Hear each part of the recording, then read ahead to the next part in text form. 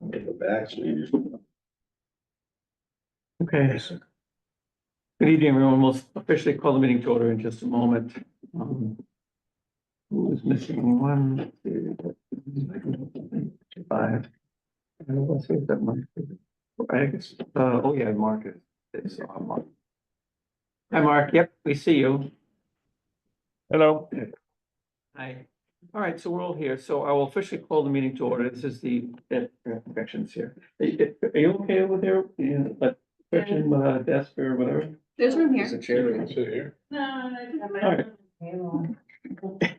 All right, so whatever your wishes are command. All right. Okay, so we'll call the meeting to order for the Newburyport Historical Commission for the 14th of November, 2024. We're here in the community center, senior community center, computer room, I think it's called, but it's irrelevant. And we're online zooming with anyone who might be dialed in, such as one of our commissioners, which we'll get to now. We do the roll call, which is how we start. So we'll start with, we'll do it in alphabetical order per usual. Andrew? Yeah. Right, yep, there you are. Biff Baus, here. Mark Sandrone is online. You want to? Present. Yep, we hear you, Mark. Thank you. And it's here, right to my left. Christopher Fay is Here. there. And the chair, Glenn Richards, is speaking. So Scott Clark, Chris Sotell, and Alan Marquis are absent.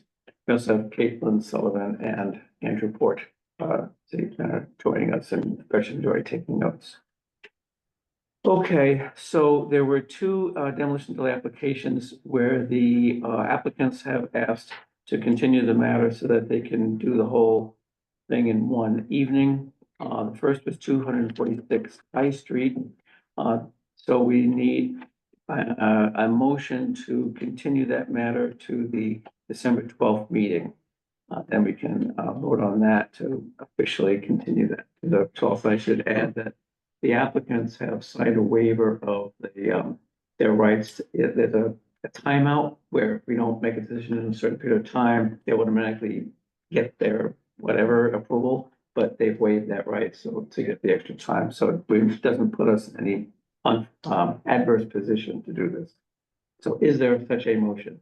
I'll make a motion that 246 High Street can be moved to the next meeting. And I will second. Get this, Andrew, okay. That's the 12th, December 12th is our next meeting, correct? Yes, the 12th. Okay, that was Andrew Burke. Okay, all right, so, Andrew, your vote on that? Yes. Okay, Biff? Yes. Okay, Clark Syndrome? Yes. Thank you. Ed Neumann? Yes. Okay. And Mr. Fay? Yes. Okay. Not very controversial, the chair will make it unanimous, so we'll continue that to the December 12th meeting. We have a similar situation with 33 Merrill Street. In fact, it's exactly the same, and they also signed the waiver, right? So is there a motion to continue the 33 Merrill Street demolition delay hearing to the 12th of December? Sure, I'll make the motion. You'll do it again, eh? And I will second again. Okay. And we'll go around again. So Andrew, Yes. okay, Biff, Yes. Bounce, Mark. Yes. Thank you. Ed? Yes. Okay. Chris? Yes. Okay. Good. I'm whipping right along here. Okay. Okay, so, under general, and I keep wondering, is it, how you pronounce your last name? Knight. Knight, okay.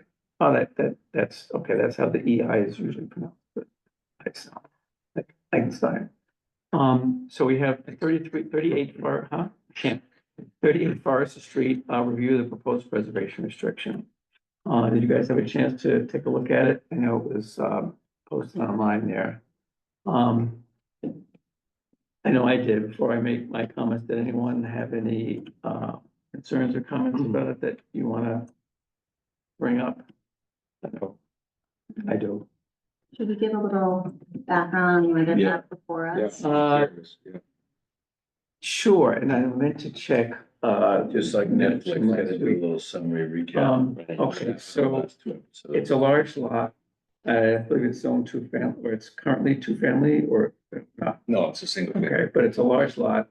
And, the applicant wants to, build a second residence on that lot.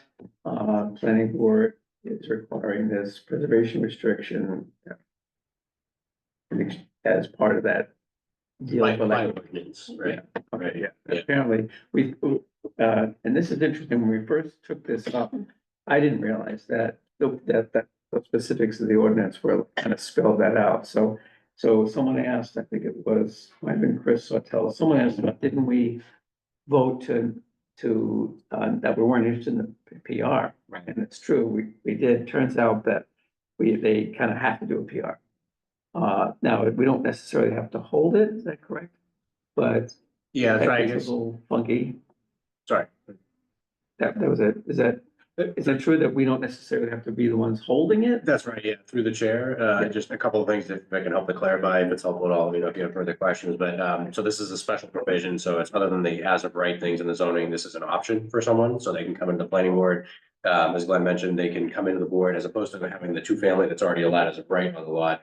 Come in and say, we'd like to do two separate single family structures on the lot, and this is an option you can do by special permit, they go to the planning board to do that. But one of the ordinance provisions, and by the way, this ordinance was adopted or updated like a year or two back. There's some changes to it, then there was a prior version of it, but at any rate, there's an obligation in there, if there's a historical structure on the property to be eligible for the special permit, you have to come in with a preservation restriction that, and this is the provision that Glenn was mentioning. And understandably, if it hasn't been discussed and you're not fully aware of it, you may not know pros and cons are up to you, what you want to do, and it's not your obligation to make a permit path for someone. But as Glenn pointed out, without an approved historical restriction, it doesn't need to be held by the commission, but the commission does need to approve, you know, the scope of it, if you will. They would not be eligible because the application needs to include a PR that has been approved by the historical commission. So if you had questions or concerns or preferences regarding the preservation of the structure or modifications, I think that might have, I wasn't here, I apologize, because I think it was downstairs at the time of the meeting, but if there's a desire to have some of those things done, that may be necessary to achieve, you know, a viable PR, an appropriate PR for the structure. But they, in order to be eligible for the special permit process, they need to have an approved PR. So if you're hesitant about the concern not holding the PR, that could be held by another nonprofit or entity. That's not your obligation necessarily to find that, but yeah, that would need to find that. And that has been done a couple of other times in the city. But the sum result is, it sounds like perhaps you may want to revisit that discussion with the applicant and sort of sort out whether or not you want to change anything. The other question that came up that is related to this particular provision is because this provision, I'll just read briefly, it says when a lot contains an existing building listed as contributing, you know, that's what we're referring to. If the commission is not interested in holding a preservation restriction and that has more to do with, say, lack of historic integrity of the structure, you know, something like that, as opposed to just, you know, not necessarily being interested in holding PR, which isn't necessarily the issue at hand here. If there's hesitancy about the structure actually retaining anything worthwhile or preserving, you know, in that sense, then maybe it begs the question, should it not be listed as contributing? Because that is essentially a catch-22 for the applicant, if you will, conceptually, because if it isn't worthy of a preservation restriction, then should they be held up and need to get a PR for a structure that doesn't have it, right?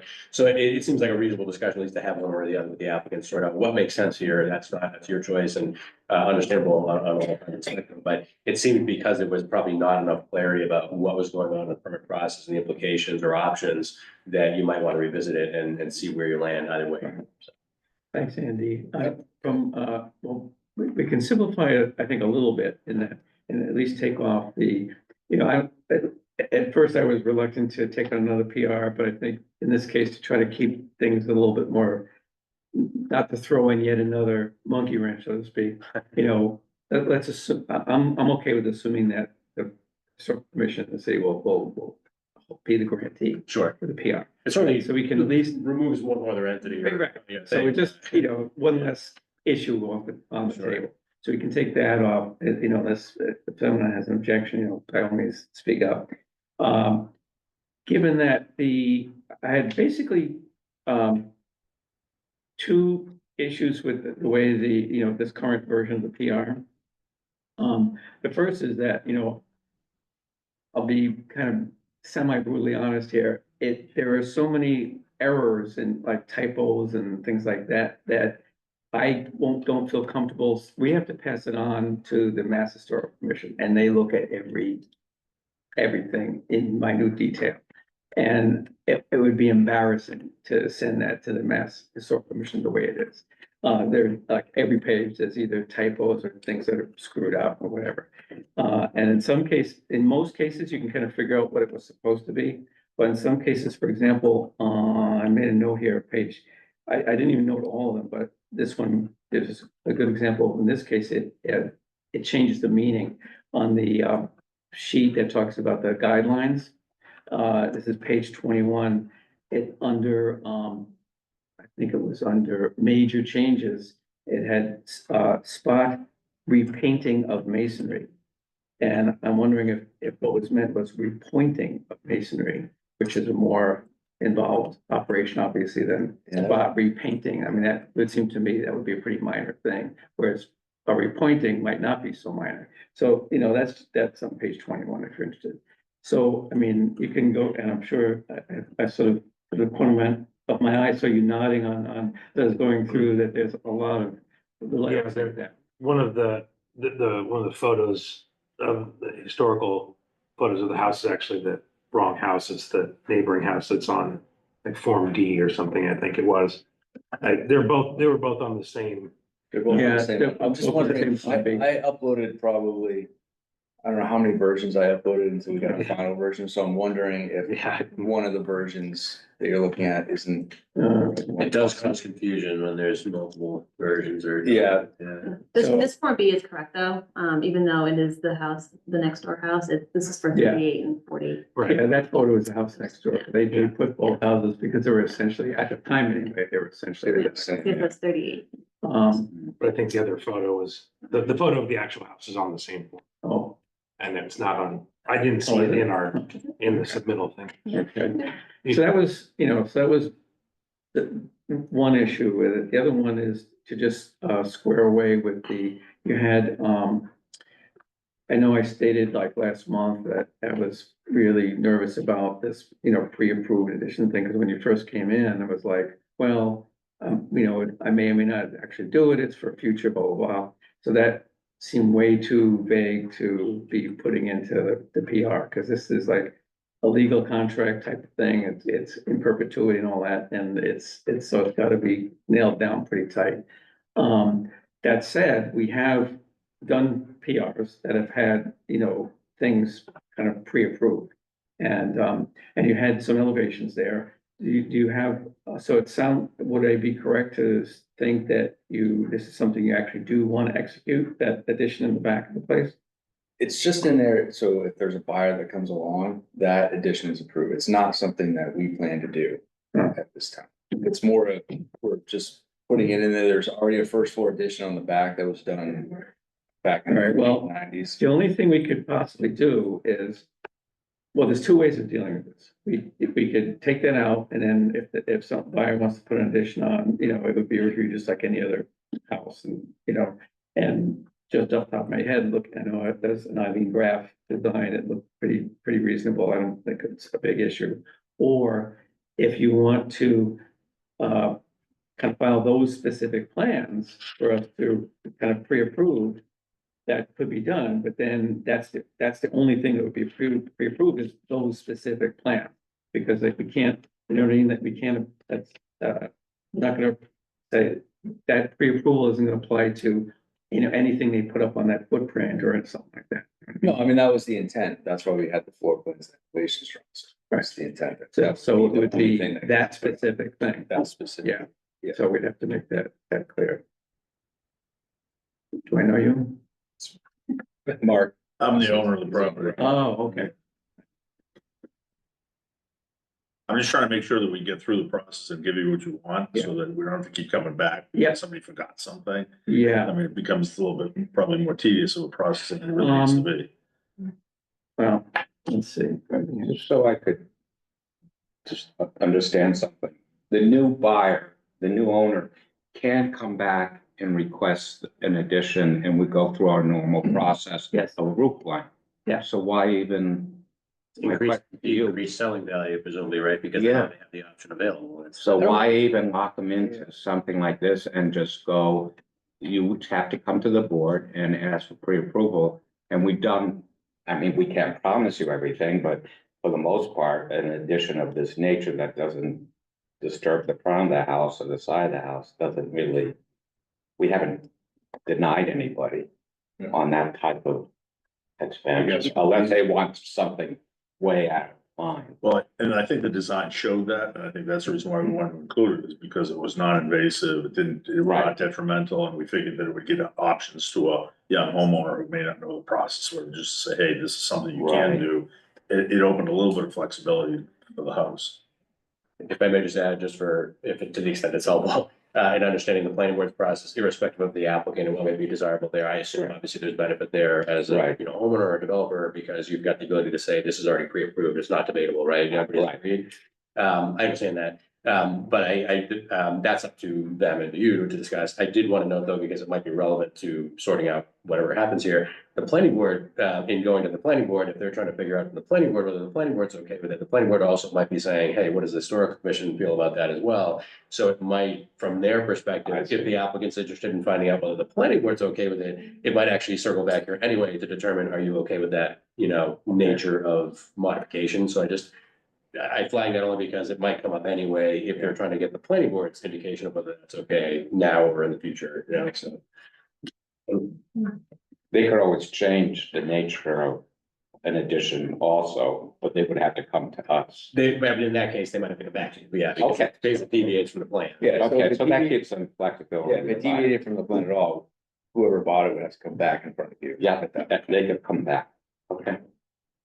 And I said it mainly because the planning board might be looking to verify, just like the PR side of it, that the historic commission experts in this area are okay with that nature of work being done before they approve the special permit for the construction, you know, exterior work.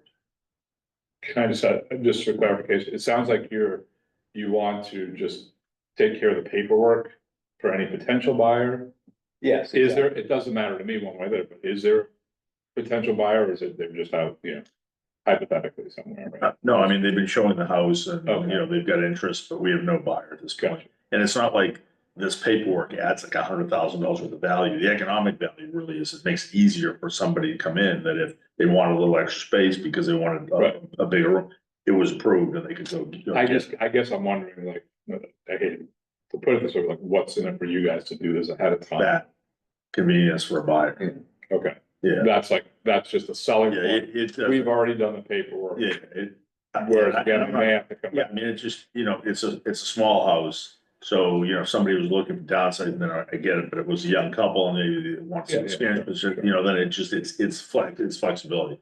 I mean, you know, the economics of it are, you know, the convenience. Yeah, the list, You can't promise. Okay. I was gonna say, the price of the house, you know, isn't conveyed in that addition being approved. Right. It's just the price of the price now. And the intent was to be transparent with the commission, saying this is what we'd like to do. We're offering this to somebody, whether they decide to do it is up to them. I'm just wondering if it's the plan that if we approve it now, that's fine. We obviously can't promise anything, but if it's a reasonable plan, it's something early, it could be. Yeah, it would be likely that we would approve it later on if somebody actually wants to do it, so I mean, it's almost like we're kind of running around chasing our tails a little bit. But I think that's sort of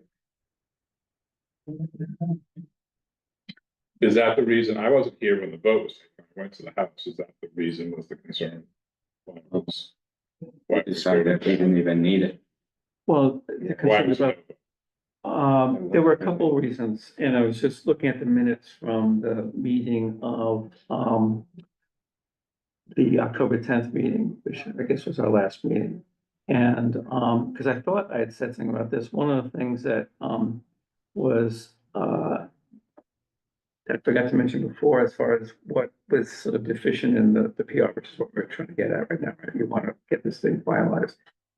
Do you recall we discussed that, it should be, and the minutes capture it well, that, it says he, referring to me, would consider it if meaning the PR, if the house were made to be an example of its period. We were talking about replacing, remember that? We were talking about, you know, get the vinyl siding, it should be wood clapboards, and, the windows are fine, they should be, you know, preserved. And, there was something that someone, I think, Chris tells not here, I know he had concerns about the door, Maybe you remember that as well, you know, that looked like it was probably the original door, so that should be preserved as much as possible. It looked like it's in recent condition and so on, but none of that was in this PR. So in the PR that is submitted to Exhibit G, it asks for restriction on the windows and preserving the windows. I didn't add the siding because, I mean, the siding is vinyl and the house next to it is vinyl. And then if you go down the road, there's several houses that look that they're 8, 10, 12, and 14. They're almost identical to the houses and every one of them has different siding. Yeah, So, well, okay, but you know, so, I mean, we're talking about preservation restriction, which is applied to something that's considered, you know, a worthy example for some reason. And so we just want, you know, that's what we're trying to achieve here. I know it's an expense. I know it's not cheap, especially if it's, you know, cedar wood siding is, I've done myself. I know it's not cheap. But, you know, other than, otherwise, it's like, it seems like, why are we, you know, what kind of bothering? Yeah, I feel like, you know, putting this addition that's, you know, a maybe addition to the back. I don't have a real problem Yeah. with that. I think my biggest problem is the house as it is.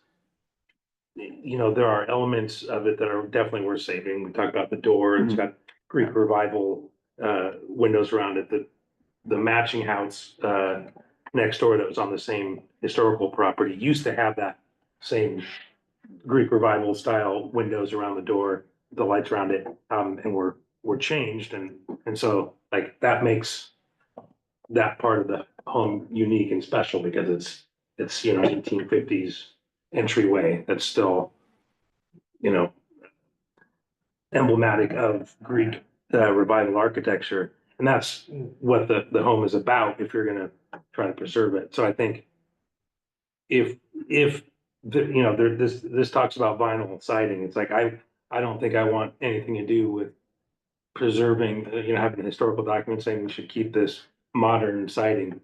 That part doesn't jive. I think that's the hard part. So it's, if this was saying, you know, we want to take it as close to its original, you know, look and feel, the same sort of materials, same sort of workmanship on it, and restrict that. So we would be like, yeah, we have no problem. But I think looking at the house the way it is and trying to preserve it as is, I don't think there's enough other than saying, you know, I would like to see the door there still or whatever, but I don't think the property is itself. Yeah, and I thought that, you know, that was communicated from, you know, our last meeting, so, I'm hope that this shouldn't be coming as a shock. Well, I thought the comment at the last meeting that you had made was that because of the process that was involved, that, you know, that you weren't sure that, you know, that you wanted to hold another property and you didn't want to go through the process of that. Right. And that it was deemed that there wasn't enough significance there. And the door, we offered to save in the windows, but we specifically said that we would not do the siding, and it was Yeah. voted on, approved and passed or approved. What was approved? Well, didn't you have a vote? The vote, the vote to approve the PR was failed, it was like 1-5. Yeah. It did not pass. If I may? Yeah. I'll leave it to you again, but it seems to me from the discussion that we've had here and in the context of other permits and the construction of this ordinance and what the planning board would expect in this context here even. It seems like, you know, sort of the cost of business is, you know, in order to address the historic preservation side of this to be eligible for the special permit. Yeah. You may need to sort of just put that on the scale against and deal with, you know, in terms of the cost of doing that work against the financial benefit of being able to do a true single family home as opposed to a 2-family.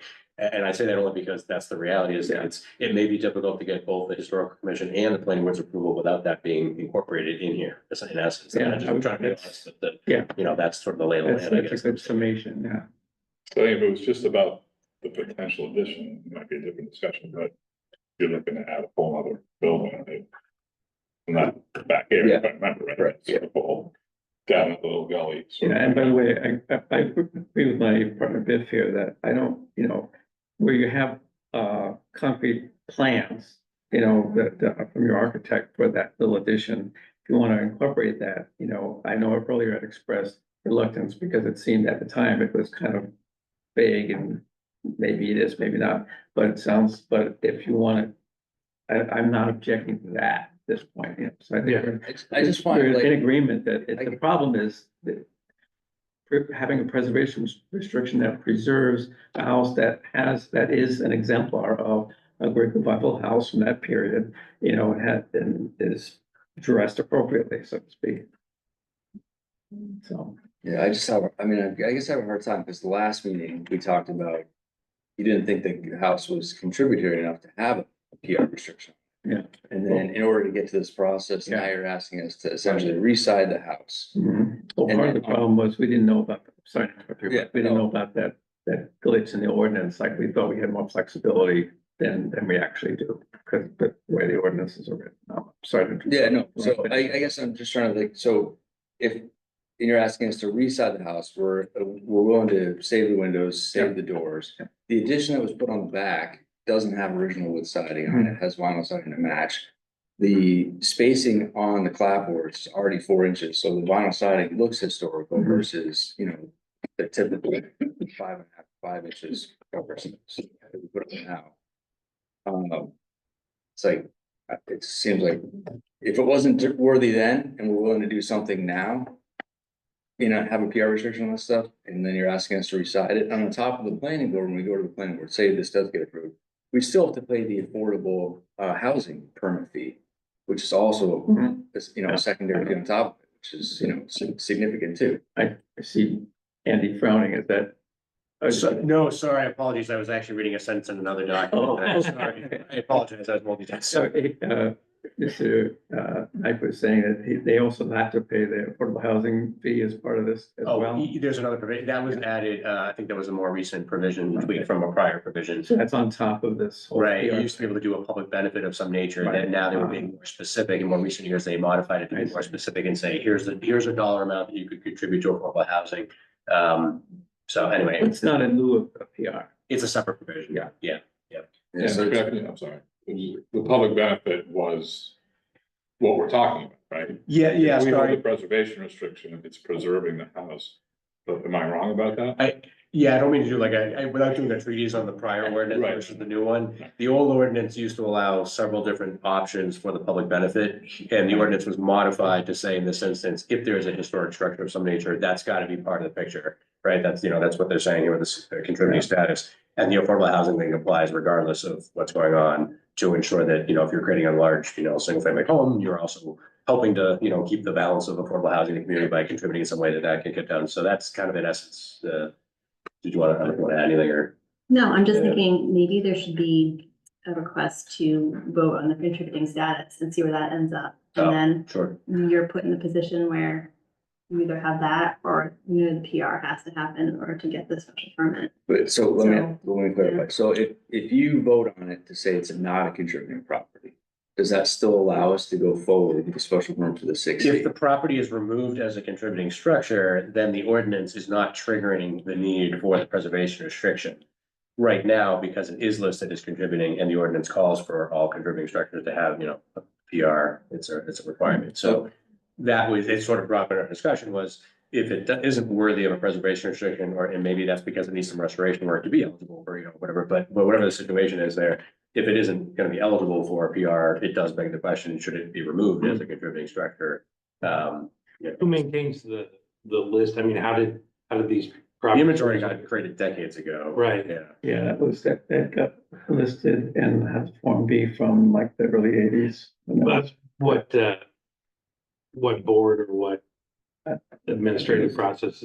The historic commission here would have to take its vote. We would ship it off to Mass Historical, but this commission would have to take a vote on it. And To then, change it, I mean. Yeah. and then, I think so they're would, asking how to do. and so would Mass Historical. We would be shipping it off to them, obviously, and I don't know how long it would take to hear back from them to know that they have been doing this, a similar, comparable change on their end. I think it's important. It would have to be a request from the owner that to remove that status. It wouldn't just be you deciding. It would have to be a request coming. Yeah, it should be requested, yeah. it should be Yeah. requested. I think the original request was up until now has been the acceptance of a PR, right? So. Yeah.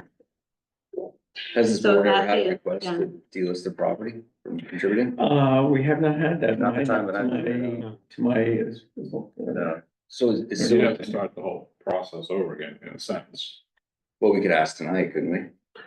You could ask for the sense of it, it's probably not likely. You could do like a straw poll vote as Yeah. opposed to formal, just to kind of get a read of yeah, the. it's not on the, Yeah. it hasn't been posted or on the agenda or anything like that, right? No, not as any formal item, no, I mean, yeah.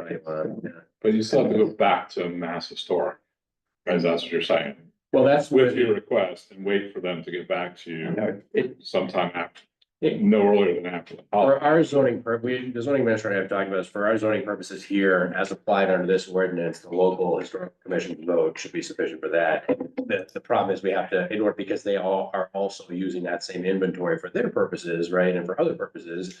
Aside from this particular provision of the zoning ordinance, we're gonna ship it off to them, but that's not to say that the zoning administrator would not be able to then send the applicant here after if you were to vote to list, to say, we don't think it's contributing, it should be removed from that listing. That doesn't mean the zoning administrator can't allow, under this provision of the zoning ordinance, for the applicant to go to the planning board, because then it's no longer contributing under this, the way this ordinance is, structured and functioning, so, anyway. So is it fair to say, like, so the last meeting we had, we didn't deem it was, we didn't, it was really a PR restriction based on the status of the building is, based on the status of the way it's built now? Would it be fair to say that you would possibly say, well, if it's not, if it wasn't worthy then, is it really contributing? And then well, they're two different things. follow- There's lots of structures that are contributing, in fact, like, True. like 90% don't have preservation restrictions, but they're still contributing to the historical district, right? There's a preservation restriction is put on for some cause, right?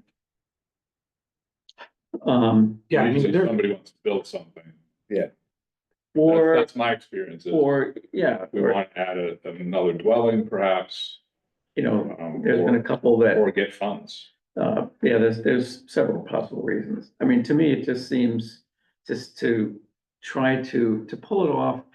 I mean, I can understand certain reasons for taking something off as contributing, like if it, there's a fire and it was, just virtually destroyed or whatever, some major change like that. But just because it's been vinyl siding, to me, doesn't mean it's not contributing. It still has the form, the dimensions, the style and all that of that 1860 give or take structure.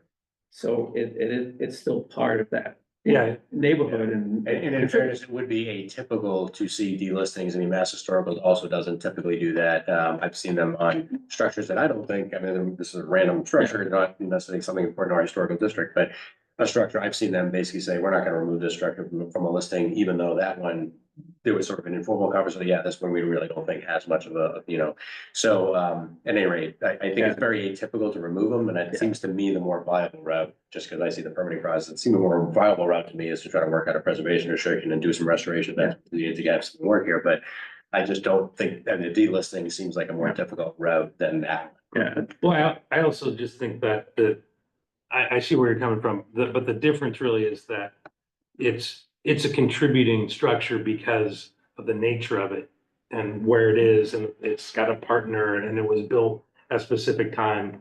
And there's elements of it that are still original.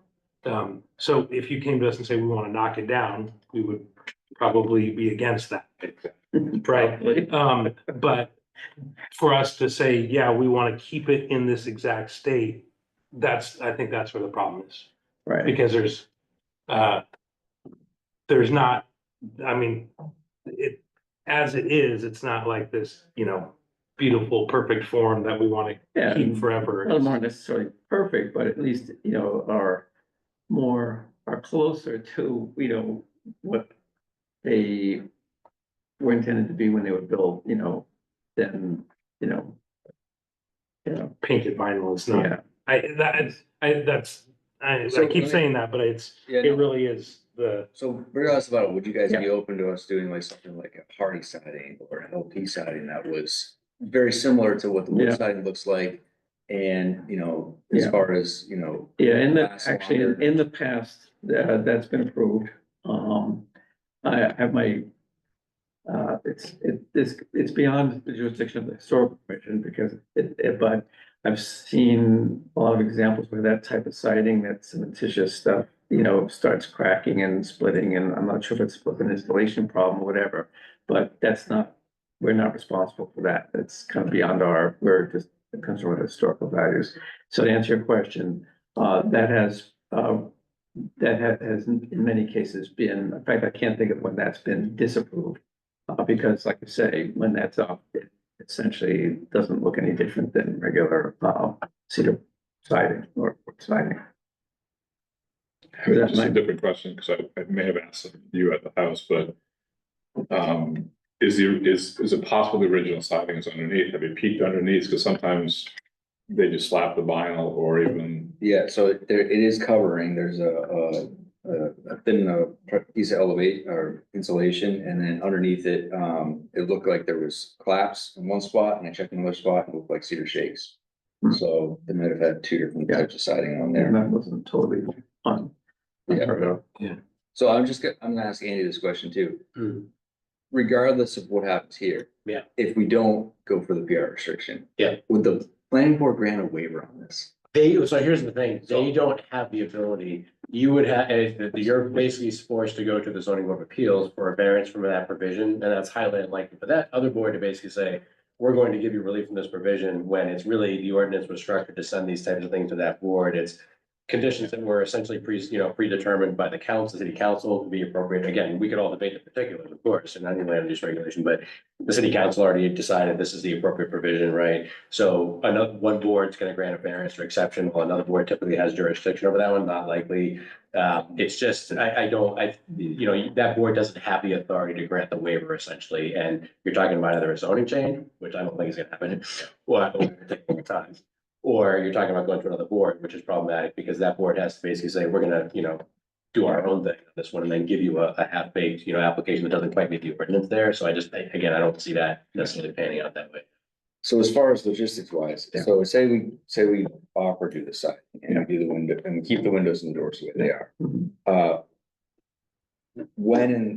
In order to get the PR approval, when do we have to do that side? I mean, can we get the approval tonight and then do the siding when we're doing the construction of the other building?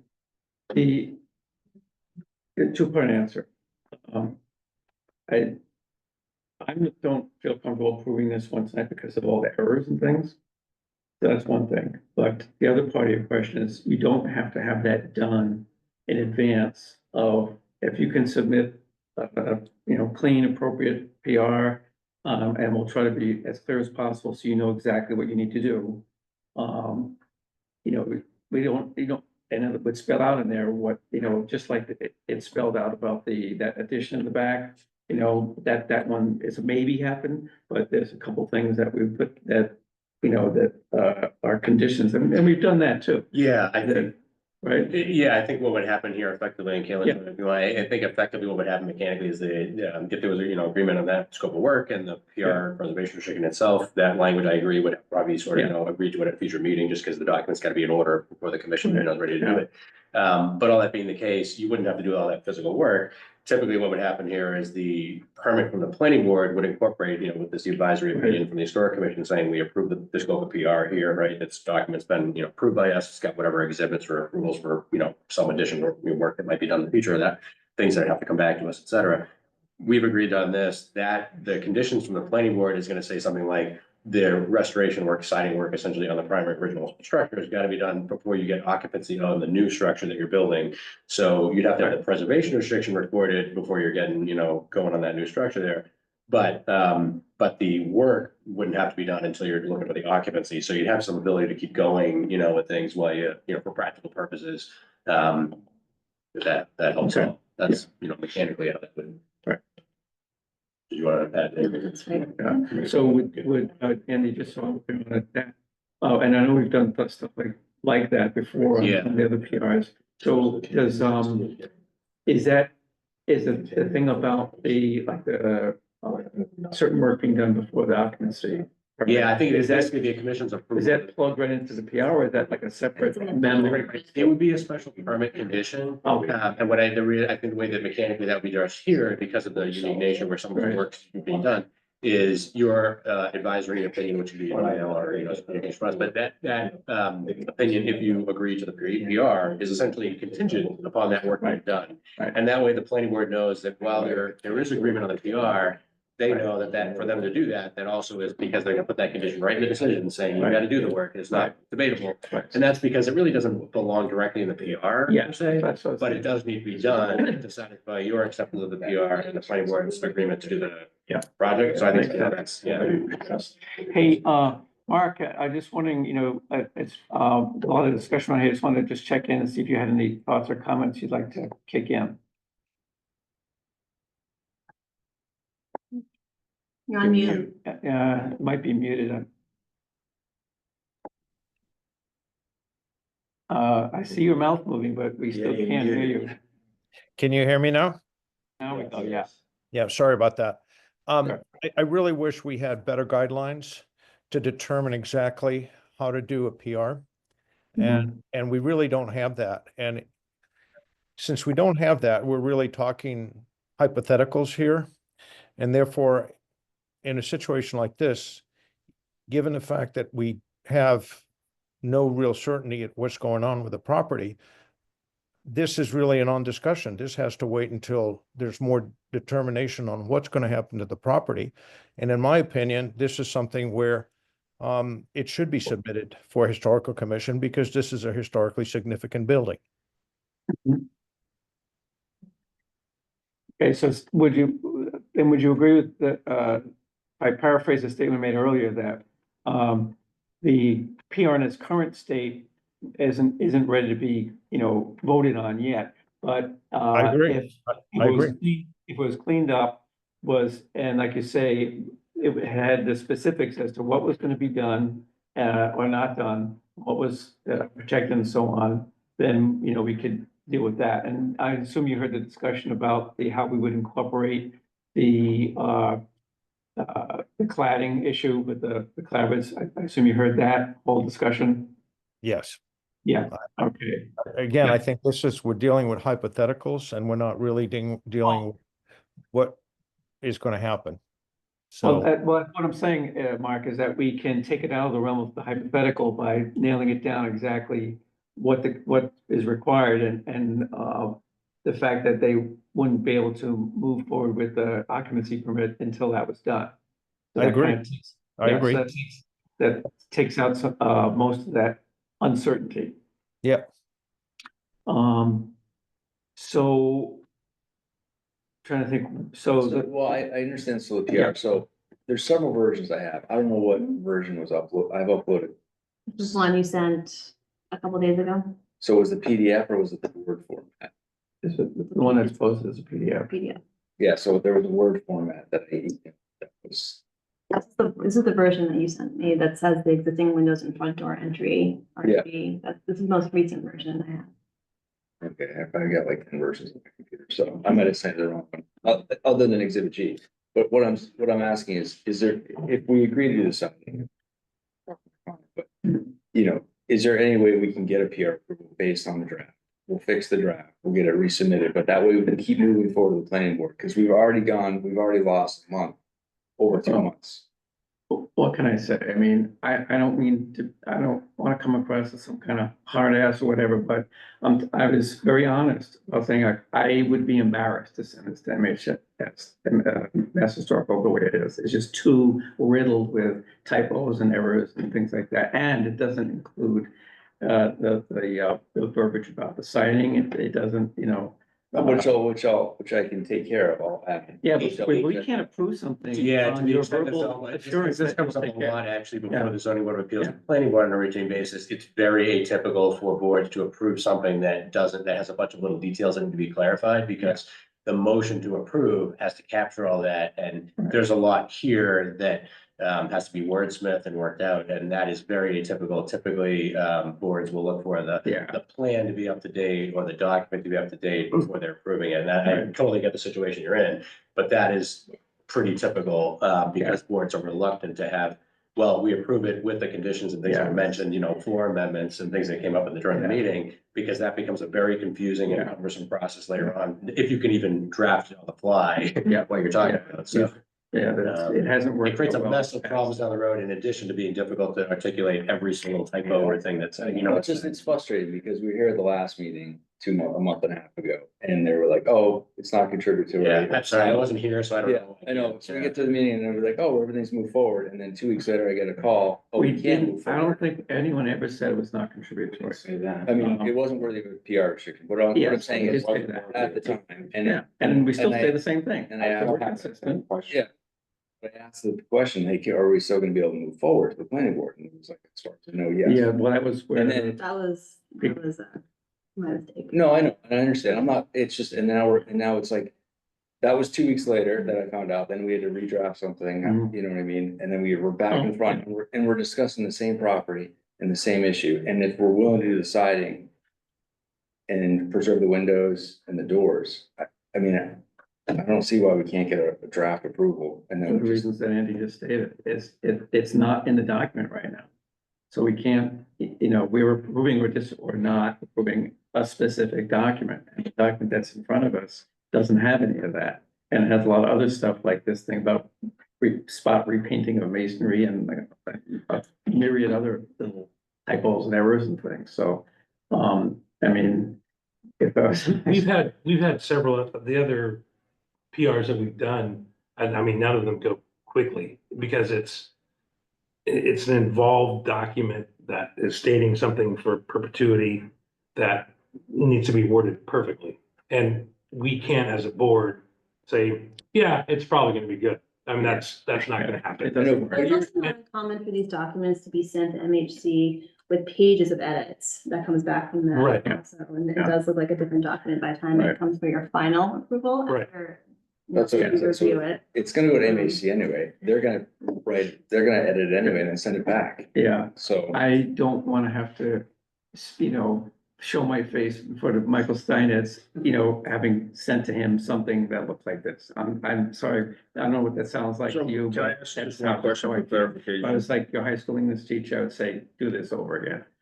Yeah, Well, we're beyond that, but regardless, so just for this perspective of alternatives and to understand what our options are with this property.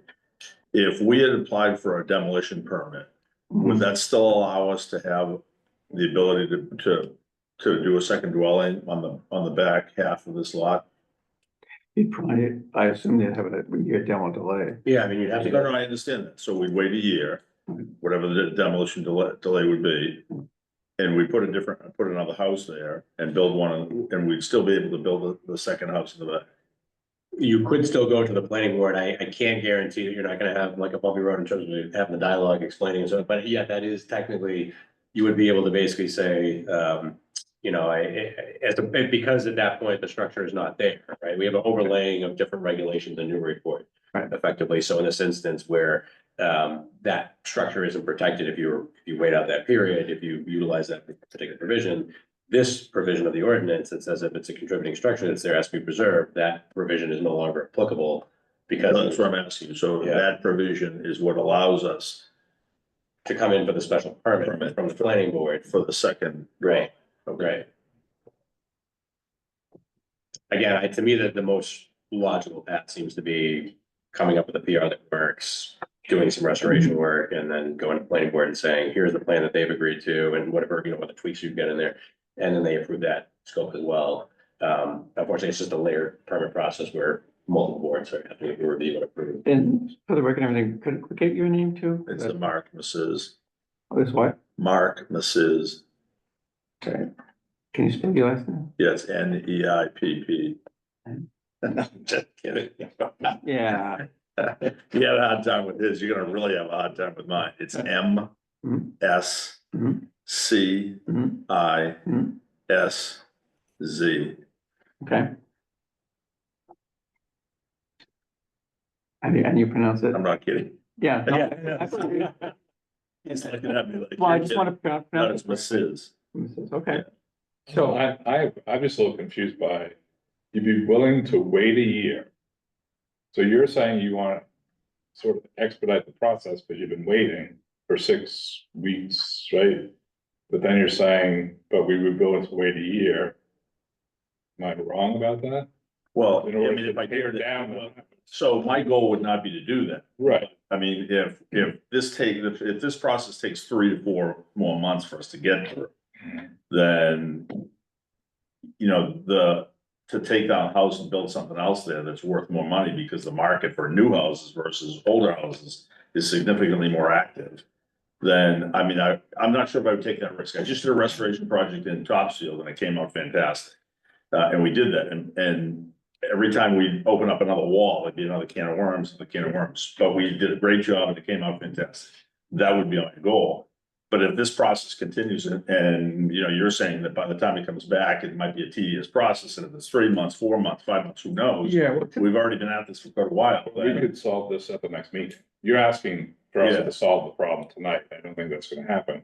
But we could, if you come back and clean everything up and add to document, we could be back here on the 12th of December. You don't have to wait for MHC's Yeah. approval. Yeah, I was gonna ask about that, And it confirm that, it's like, if we sign off on it, Yes. is that, yeah, like, if he comes back. That would be we have to- sufficient for zoning to go to the planning board. Yeah. We would still have to deal with the mechanical process as usual with, you know, mass historical and so forth, but that would make you eligible to go to the planning board, you know. The approved draft. Yeah. Yeah, it's this commission's vote that matters here for being able to go. So is there, and the likelihood of something happening at the state that would prevent us from moving forward, or with your approval, They it's pretty much just an they over. probably wordsmith if there were things that were. still Yeah, mentioned. Yeah. they've never So come it's just a back and review say, process no, you instead. can't do this, it's more like, there's an, there's an error here, or sometimes, they might question. They give a lot of deference to the local board, for Right. example, like the pre-approved things, that's, they'll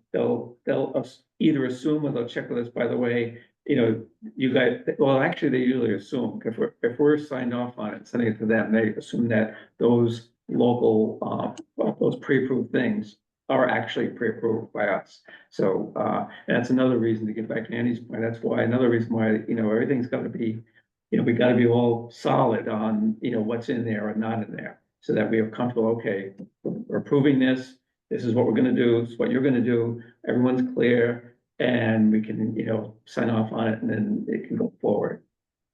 And the planning board's conditions basically typically in essence say, prior to getting your building permit for that newer structure, make sure things get done. Triggers for things in permit timeframes. You've got to have that preservation restriction recorded, right? But you've got time frame to do this kind of stuff, right? We have to go send it off to Mass Historical, but prior to your occupancy on the second structure, you're gonna have to have, the work done on the original structure again to make sure that that gets done before the developer, property owner benefits from the incentive. Yeah, I mean, we would probably do that anyway, only because if somebody buys the front house prior to the second one, then. Right, yeah, right. They're not gonna want They're to not gonna contingent upon, want to- yeah, I mean, they're gonna buy it done, right? Right. I mean, you asked that question, one of the reasons why too is, I mean, obviously, if we have to go through and do the siding and then paint it, I mean, obviously, we're incurring not only the time and soft cost money, but there's additional cost that we're putting into that structure. Right. Yeah, we should know, we should. I'll just give you a quick example, like, it just having to come back, what was Norman Avenue? They came back 3 times. It worked out. We worked it out. Rounded it out. And that's what it was, and they wanted to do this, and we said you can't, and that was a full demolition. But here's the reason, they came back again, we said, you gotta go back again to draw, they weren't happy about it, right? Because we understand that, like, this is the business that you're in. But in order to sort of keep the integrity of the neighborhood, really, I think, right? Yeah. At least that's what I was thinking. And what we They did came here back is- a third time, and we worked it out, boom, boom. Yeah. And they're working on it. Yeah, we basically told them what our objections were and gave them some options. We are not in the business of designing it. That was up to them, but we say, okay, this is, and it's not our taste or anything. It's the guidelines that are spelled out by the Secretary of the Interior. That's kind of our standard. So it's not a question of like, oh, we think it looks good or not. What number Norman was it? I want to say 23. That's the one, there's one that it's still, it's You probably, can see it there. in the middle. yeah. I think that's quite done. Yeah. About the mids. And Anyway, we're not comparing neighborhoods, but that's a different Okay, neighborhood, want to say different something? reasons for that, right? This This is, I don't think there's any You'll be comparison next in between your house and that one, in terms of architectural integrity and architectural style, architectural performance. This is more historic. at least my opinion was. So, yeah, it can, you know, it can be done, it can be worked out. That's sort of. Just wanted to throw in there, and I apologize, Caitlin, reminded me, because I forgot, this falls in the demolition control overlay district. So the demolition process that's applicable, you know, further out in the city is not quite as available to you here. You actually have to, in order to do the demolition process for that structure, you would have to demonstrate here now to the zoning board of appeals that that structure is not salvageable.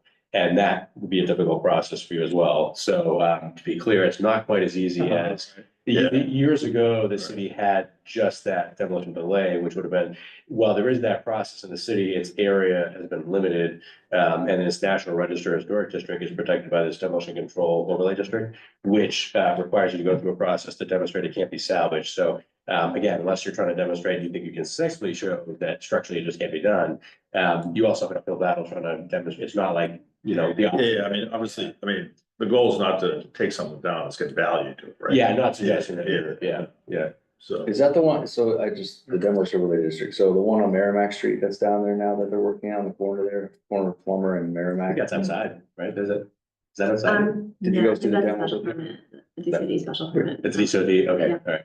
Okay, where they like pretty much stripped the whole house down and they Yeah, lifted it the up. form is still. The form is Yeah. there, but the roof is gone now. They saved like 4 walls. It's kind of entertaining. Yeah, That's all they're doing. They're trying to, we actually, I think, decide on that it was, they're gonna Well, make some modifications, but they were actually preserving. That's what happened to us in Topsfield. You know Topsfield pretty well. So you know downtown where the post office is. 9 to 11 South Main Street, the yellow building that's right there. The big, Yeah, the big one. So in the course of going to Masco, I don't know if you saw the restoration that was done about 3 or 4 years ago to it. I take, I just. You go the other way, yeah. So that, yeah, it was literally 3 walls left and then we put it back together. Right. We saved beams, we saved hardware, Yeah, doorknobs. we've asked people to save beams and hardware and Yeah. windows and find, like, you know, I mean. Depends on the house. So if I come back, I'll take the PR restriction, I'll double check it again. And then I ask to say, okay, we agree to reside the house and I can say, you know, applicable with, you know, hardy or LP siding. You know, it's a compressed plywood, looks just like wood, so just holds up a lot longer, frost resistant.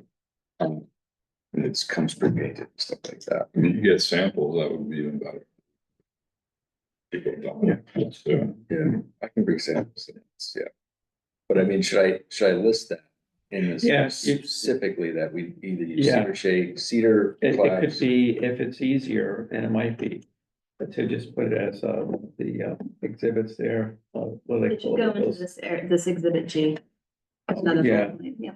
Yeah, as an addition, yeah, because that's right, that's where you've got that pre-approved thing there. So that would be a good place to tuck in these things. You know, that the siding and, you know, it depending what you find underneath, there's a good chance it's not really, you know, restorable. Maybe it is, but who knows? You won't know until you take the bite. So however you want to word it, but that clearly that's a sticking point. And yeah, I was holding out for those there were on the 2 front corner boards, you'll see it on the house next door, it doesn't have vinyl on at least not on the corner boards. There's a little trim piece that makes it look more like a Greek column, you know, we're talking like $10 for the molding. I'd love to see that put back in. I think overall, it's like we want to see the Secretary of Standards kind of rules and ideas applied to the home. And that's something that that fits our motto and what we're supposed to be Well, striving. yeah, our charge, actually, it's all Yeah. we're supposed to do. You know, it's what we're charged to do. It's not. We can, And we can point out a few things like vinyl siding and stuff, but it's not really our job to say what you need to have in there, I guess. Well, but I guess we have specific things we could bring it up. yeah, what Biff is saying, I'll just try to paraphrase a little bit, like. There are these standards on there's like restoration, rehabilitation and So, you know, we're talking about rehabilitation, so that there's what they, in a case like this, it should, the house, the cladding, right, should be something that is appropriate for that period of construction. And which, vinyl siding is not.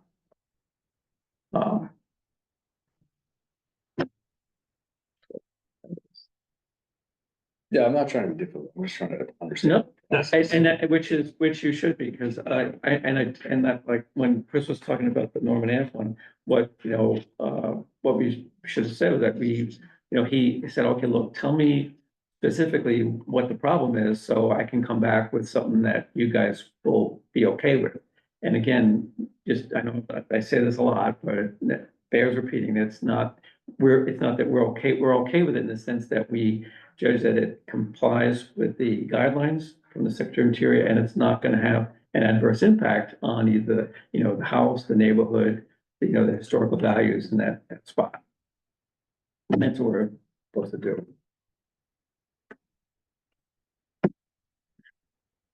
Perfect. So, okay, so we declare, I'll come back with the PR version on December 12th. Yeah. And we'll state some And siding. on that addition, Suggestion, by the way, that be at least a week in advance, because we want to try to make sure the commissioners are familiar to make best use of the meeting for your time. So you'll want to get in a week in advance, post it, so they can then take a look at it in advance. Yeah. yeah, in fact, given this particular situation, in fairness to you, we'll try to, if we spot any red flags right away, let you know ASAP, so that you might, so you have time to, if it's, especially if it's something minor, so you can just make the correction before the meeting. Right. So you have, and so there's typically only one meeting per month, correct? Usually two, actually. Yeah. This month, our next meeting would have been on Thanksgiving Day. So I hope you'll pardon us for not meeting on Thanksgiving. How about the day after? Well- I'll bring turkeys in. And cranberry too. Whatever you want. Well, we have the ability to call a meeting that's not, on that formal schedule. We haven't done it in a while, but it has been done. That's up to the commission, whether it's something timely or, Yeah. enough to have a special meeting. Yeah. Day after Thanksgiving, that's a hard set. Even with the ceremonies. So we'll do our best to make sure that, if you can, like, if you got the stuff with Caitlin, right? By that, like, say, day before Thanksgiving, whatever, so that they could post it and we could take a look at it, that would give us time so you could, get back to if there's any. Well, and then you can get feedback. I mean, obviously, at that point, it'd be great to know that, it looks like it passes the muster so that we can, that we're all comfortable. Yeah, bring it up to a vote, Right. right? Because, we don't want to bring it to a vote and just have it fail. That doesn't help you at all. So if we get that to you, and then pending that vote, if it does pass, that's an approved draft. Goes to MHC, we can go directly. So is your next meeting before the next planning board meeting in December, or how do they say that? Well, we need time to advertise as well. It's not like you can just go right Yeah. to the next planning board meeting. Well, I just didn't know if there's like a week in advance, so, He's checking. yeah, I mean, I guess that was my reasoning for having I see. a second meeting, I see. that we give us time to Yeah, at least yeah. get to the next meeting. Yeah. Yeah. Juggling the balls. So the next planning board meetings are December 18th. And then posted for January. And actually. more than 12. It's probably January 8th and then January 22nd. Can we please move on? They meet twice a month. We'll stay, Mark. This has gone on way too long. I agree. And how long do you need to advertise for the planning? Once we get a complete application, it takes like 2 weeks to, Okay. It needs at least 2 weeks in the paper. The problem is you need that extra third week at least, because Yeah. the time frame we get it, put it in there, so it's, yeah. But everything's already uploaded to the planning site, so all that stuff, so it's really just the PR restriction. Yeah, just to keep in mind that on the OpenGov system, the planning board's application is separate from the historic commission's, right? So that's some of the stuff attached must be the same, but that's a separate application. Yeah, they have. It's all already. Okay, Yeah. all right. Okay. All right, so as Mark says, suggests, we're okay to move on? Yes. Did, So just to clarify, the siding, windows and doors. yeah, and That's what you're the windows and doors are always Yeah. part of the PR anyways. Oh, and I should mention that I think the PR you were copying from, that the Preservation Trust had a big thing about the masonry, the chimney and the masonry inside the house and all that. I think must have been the PR you were copying from Merrimack Street. In this particular house, you know, you don't have to make such a big deal about the chimney structure and all that, but it doesn't hurt that it's there, but just so you know that, Yeah. we're not that, this particular house, that was a much older house, so that's why we're concerned about that. All right, just FYI. All right, if, you know what I'll try to do is, if everything I can think of, I'll send in a note through Caitlin to get to you, so when you're going through this, you have a clear idea of exactly, what we're kind of looking for, and, if you had made any notes like that or anything, that we can include those. All right, so can we move on? You guys okay for now? Okay. So thanks for coming. I know it can be, seem frustrating at times, we feel it too. I appreciate it. Thank you. Thank you. You just like to build. Well, but you want to build. Yeah. All right. Thank you. Thank you. Thanks for coming in, guys. Okay, I think the rest can move along pretty quickly. There was two items of correspondence, neither of which require us to take any action, I believe.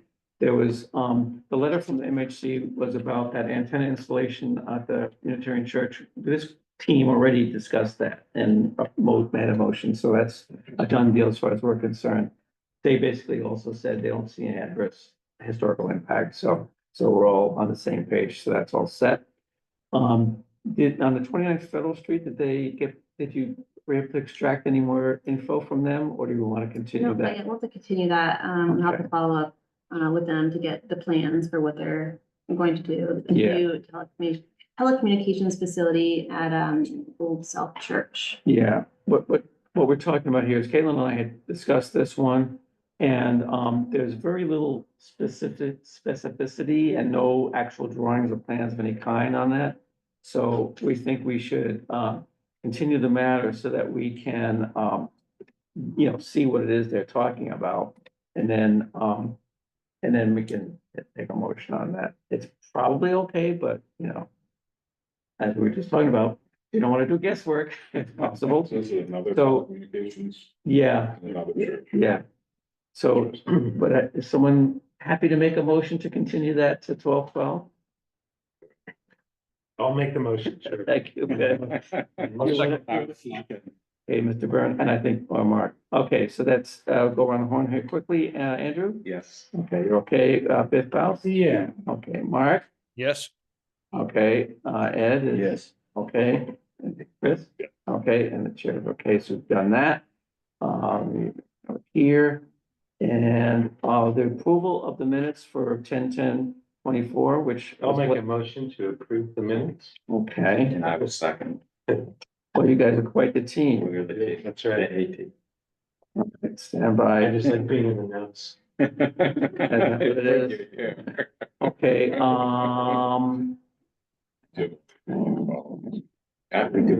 okay, so, Andrew, Yes. okay. Viv, Yes. okay, Mark, Yes. good, okay, for the minutes, Ed Neumann. wasn't here. Oh, but not here, okay, we'll make you an abstention. Were you here, Chris? I don't think, do we need, we skipped. This was October 10th. I don't think I was here, and then we didn't have a meeting, right? Another meeting in October. Yeah, that was the only meeting in October. Right, so I wasn't. All right, so Mark abstain, okay, yeah, well, I'm good, so that makes four yes votes on that correction, so I think we made it. And by the way, that was very helpful for me to call up those minutes for tonight, so I could, so that came in handy. Okay, moving right along, the only update I have is I know I've been behind the 8 ball on this, that upgrading the listing and so forth. I actually did do a little bit of work on it today because I was so embarrassed to have to say I did nothing. But what happened was a very old friend of mine died and left me the executor of her estate. So that had, and I had to empty out her apartment, which is 2 hours each way away. So that took up quite a bit of my time. It's a reasonable excuse.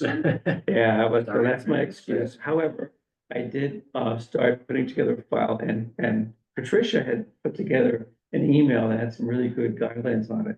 So so I at least have this stuff assembled. If I want to make sure I have the right people I want to send that to the people who are working on that. So was it, I think it was you, Biff? And I remember last meeting, you kind of reluctantly raised your Although I've hand. gone back to work, so Was it, yeah, you going back to work? just temporary. Okay, so was there anyone else besides? Where did that just go? Just for this. So, you.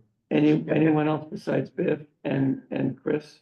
I thought Chris saw that too. Yeah, I think he was. Okay, so I'll just, I can just do you 3 guys for now. Okay, I'll send you that so you guys can take a look at it and decide how you want to proceed from there. At least you'll be able to see where things were left and we can maybe hopefully pick it up.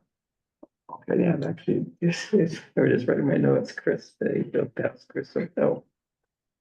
Okay, nobody has anything else. Let Mark. Hang on to it there, Mark. There's a, if no- With Chuck next week. that's, oh, yeah, that's just an update. Okay, yes. Anyone remember the old jail, PR? Yeah. I can't remember Yeah. Chuck's name. Oh, yes, now. Yeah. Thank you. So Yes. you were the only one that was still around for that. Well, they're coming in with hopefully the version that we can proceed with. We're meeting with them in about sometime next Thursday. I think. Next week, Yeah. So that's Is there just an update. vinyl No vinyl siding.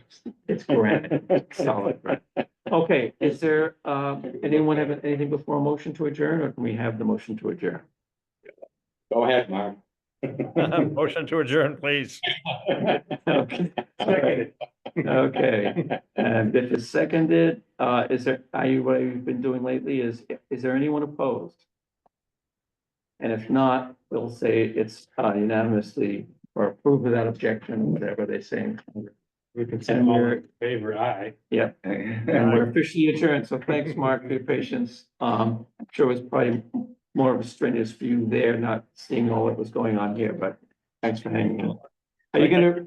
I do think that it's important to manage this a little more authoritatively because these guys were just trying to ride rough over you. And I really think that a little more authority would be necessary in this regard. They Yeah. really pushed the issue too far. Yeah, well, Yeah, I want to say, I agree with Mark. I think you're very understanding, Glenn, in my own impression, but I don't always know if we need to be. well, These guys are just flippers. They don't need to be. There's no need for kindness. No need to exercise any kindness. We I'm could being be, serious. we could be human.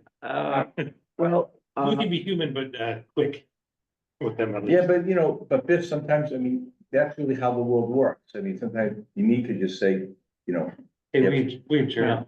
what's that? We adjourned. yeah, we're. Yeah. All right, well, thanks, Mark. Yes. I thought it was firm. I'd say, look, it's not ready. I'm not doing it. You know. No, you were absolutely right. I totally agree with you, Glenn. You did the right thing, but at some point you just have to say enough is enough because they were going to push too hard. Anyway, thank you. Bye. Okay, good night, Mark. Good night. Good night.